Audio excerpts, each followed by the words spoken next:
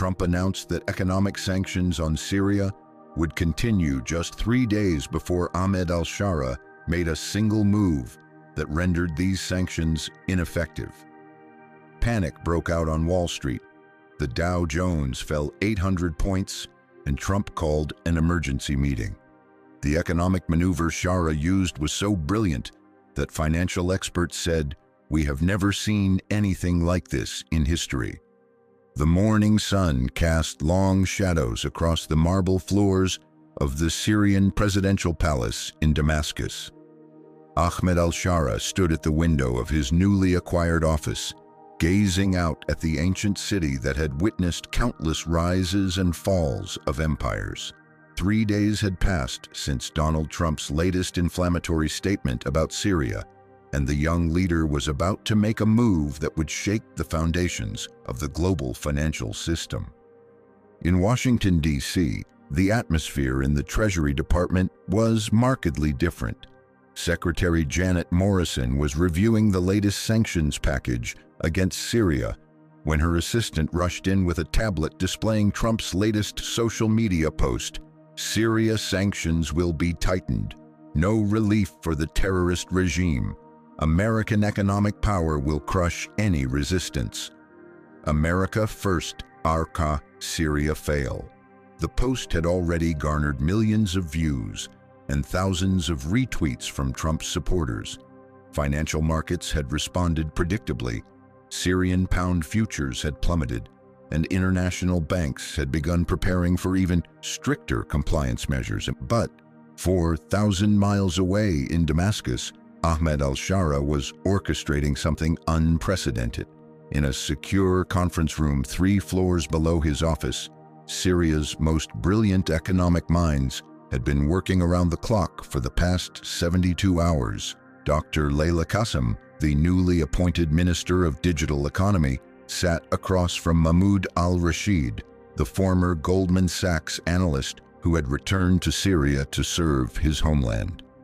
"Mr. President," Dr. Qasem began, her voice steady despite the magnitude of what they were about to unleash, "the blockchain infrastructure is ready. Our cryptocurrency nodes are distributed across 17 countries, all outside U.S. jurisdiction. The moment we activate the Syrian digital dinar, American sanctions become irrelevant." Al-Sharaa nodded slowly, his fingers drumming against the polished conference table.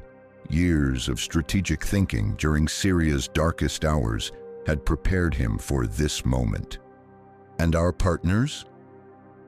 Mahmoud al-Rashid opened his laptop, revealing a world map dotted with green indicators. China confirmed their backing an hour ago. Russia's central bank is standing by. Iran has allocated $2 billion worth of gold reserves.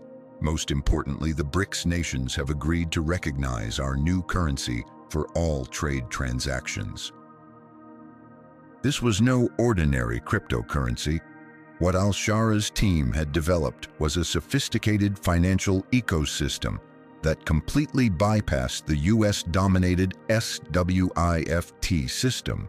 Built on advanced blockchain technology, the Syrian digital dinar was backed by real assets. Syria's vast oil reserves, its strategic location, and most crucially, the backing of nations representing over 40% of global GDP. But the true genius lay in the timing and execution. While Trump and his advisors had been focused on traditional sanctions, freezing assets, blocking bank transfers, restricting trade, they had failed to anticipate a fundamental shift in how modern economies could operate. Al-Sharaa stood up, walking to the window that overlooked the bustling streets of Damascus. "Dr. Qasem, initiate Phase 1.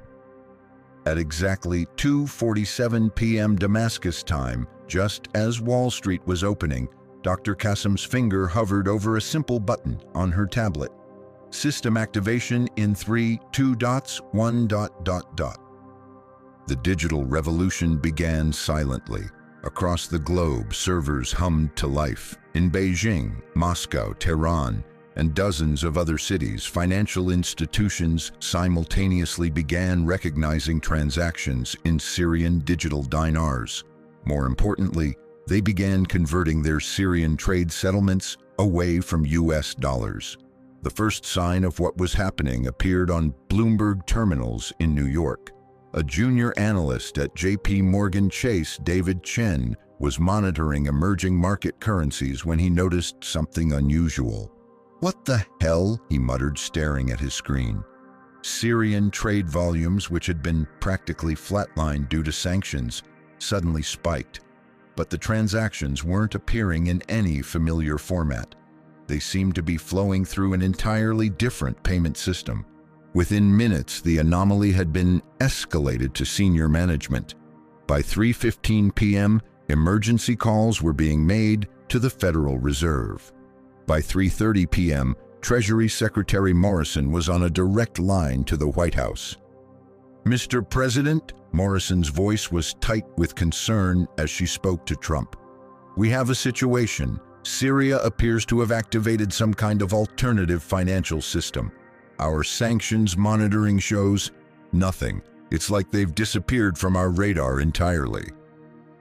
Trump's response was predictably explosive. "What do you mean disappeared?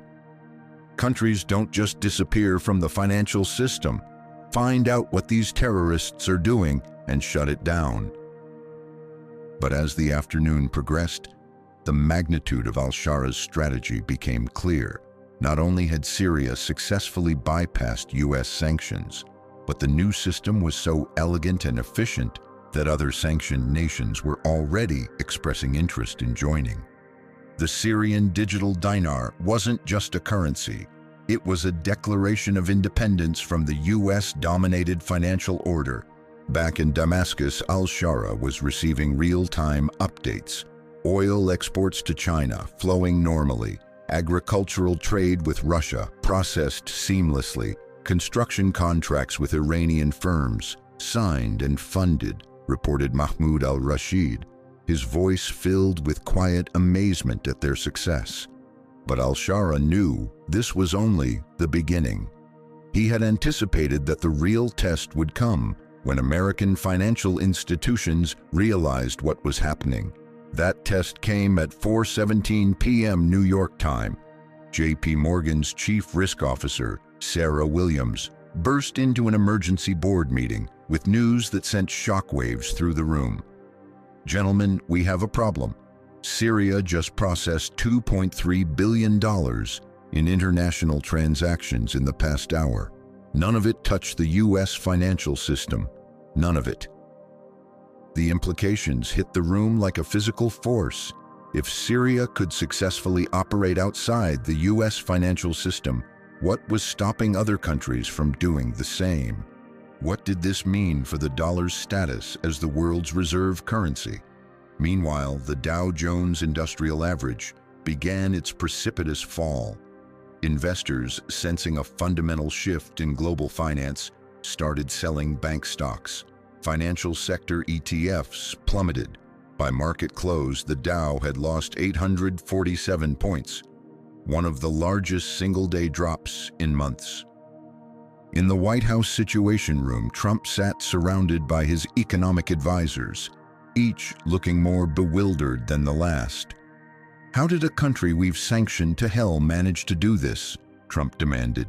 Treasury Secretary Morrison cleared her throat. "Sir, it appears they've created an entirely new financial ecosystem. It's technologically sophisticated, internationally backed, and completely outside our regulatory reach." Trump's face reddened. "Get me this al-Sharaa on the phone, now." "Sir, that might not be advisable at this moment," suggested National Security Advisor Michael Roberts. "Our intelligence suggests this was a carefully planned operation. Any direct contact might be seen as validation of their approach." But Trump was already reaching for his phone. Within minutes, he had posted another inflammatory message.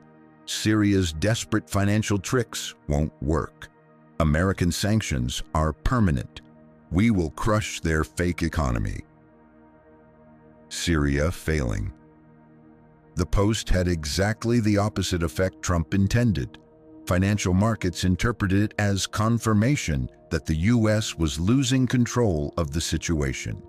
European markets, which had been relatively stable, began showing volatility. Asian futures opened dramatically lower. In Damascus, al-Sharaa received a call from his communications director. "Mr. President, Trump has responded on social media. He's calling our currency fake and promising to crush our economy." Al-Sharaa smiled, not with malice, but with the quiet satisfaction of a chess player who had anticipated his opponent's every move. Prepare a response, but keep it measured and professional. 20 minutes later, the official Syrian presidential account posted a simple message. "The Syrian people have chosen dignity and independence. Our new economic system serves peace, prosperity, and partnership with all nations who respect sovereignty. We welcome dialogue based on mutual respect." The contrast between Trump's aggressive rhetoric and al-Sharaa's measured response was immediately noticed by international media. CNN's economic correspondent Maria Santos reported, "While President Trump responds with threats and insults, Syrian leader Ahmed al-Sharaa has demonstrated a level of economic sophistication that has caught Washington completely off guard." But the real earthquake was yet to come. At 11:47 p.m. Damascus time, as al-Sharaa was reviewing the day's success with his team, Dr. Qasim approached with news that would complete their economic revolution. "Mr. President, we've received confirmation from our partners. Tomorrow morning, the European Union will announce pilot programs to test compatibility with our digital currency system. The African Union has expressed formal interest. Even some U.S. allies are quietly asking for technical specifications." Al-Sharaa set down his teacup, the weight of the moment settling around him. In less than 24 hours, Syria had gone from being an isolated, sanctioned nation to the pioneer of a new international financial order. "And the humanitarian impact?" he asked, never forgetting the human cost of economic policies. "Medical supplies are already flowing through the new system. Food imports have increased 340% since this morning. The Syrian pound has stabilized against our digital currency basket," reported al-Rashid. The next morning, financial newspapers around the world led with variations of the same headline: "Syria breaks free. New digital currency renders U.S. sanctions obsolete." The Wall Street Journal's analysis was particularly pointed. In a single day, Syria has demonstrated that American economic hegemony may be more fragile than previously thought. Trump's morning started with a briefing that left him speechless, a rare occurrence. "Sir," explained his chief economic advisor, "Syria's new system has processed over $8 billion in transactions in 24 hours. Major international banks are asking for permission to study their technology. Some are suggesting we might need to negotiate." The word negotiate hung in the air like a forbidden concept. Trump had built his political brand on never showing weakness, never backing down. But the reality of al-Sharaa's economic masterstroke was undeniable. 3 months later, at the World Economic Forum in Davos, Ahmed al-Sharaa was invited as a keynote speaker. His session, titled "Financial Sovereignty in the Digital Age," was attended by central bank governors, finance ministers, and CEOs from around the world. "Ladies and gentlemen," al-Sharaa began, his voice carrying the quiet confidence of someone who had changed history. "Today's global financial system was built for a different era. Syria's experience shows that nations need not choose between sovereignty and prosperity. Technology offers us new paths to cooperation based on respect rather than dominance." In the audience, former U.S. Treasury officials took notes. The woman who had once implemented sanctions against Syria was now studying the system that had made those sanctions irrelevant. Trump, watching the speech from his Mar-a-Lago resort, turned off the television in frustration. His advisors had been suggesting for weeks that some form of engagement with Syria's new system might be inevitable. American businesses were losing competitive advantage as other nations adopted Syria's more efficient financial technologies. But perhaps the most telling moment came 6 months after the initial breakthrough. At a G20 summit, Trump found himself seated next to al-Sharaa during a working dinner. The conversation was brief but significant. "You know," Trump said, his usual bluster notably absent, "your financial system, it's pretty sophisticated." Al-Sharaa's response was characteristically measured. "Mr. President, Syria has always believed in the power of innovation and cooperation. Our door is always open for constructive dialogue." That conversation, witnessed by several other world leaders, marked a turning point. Within a year, elements of Syria's digital financial system had been adopted by over 30 countries. The US found itself not leading the conversation about the future of money, but trying to catch up to it. Al-Sharaa's revolution had proven that in the modern world, the most powerful weapon was not sanctions or threats, but innovation and vision. He had taken a war-torn, sanctioned nation and positioned it at the forefront of the global financial future. The young leader who had once been dismissed as a terrorist by Trump had done something remarkable. He had made Syria essential to the world's economic future, and he had done it not through violence or aggression, but through the quiet power of technological innovation and strategic thinking. In Damascus, as evening prayers echoed across the ancient city, Ahmed al-Sharaa stood once again at his office window. The city below bustled with renewed energy. Construction cranes dotted the skyline, markets thrived, and children played in streets that had once known only fear. The sanctions were still technically in place, but they had become irrelevant. Syria had simply evolved beyond them, creating a new reality where economic sovereignty was not granted by superpowers, but achieved through vision, innovation, and the courage to chart a different path. History would remember this as the moment when a small nation taught the world that the future belonged not to those who wielded the old tools of power, but to those who dared to invent new ones.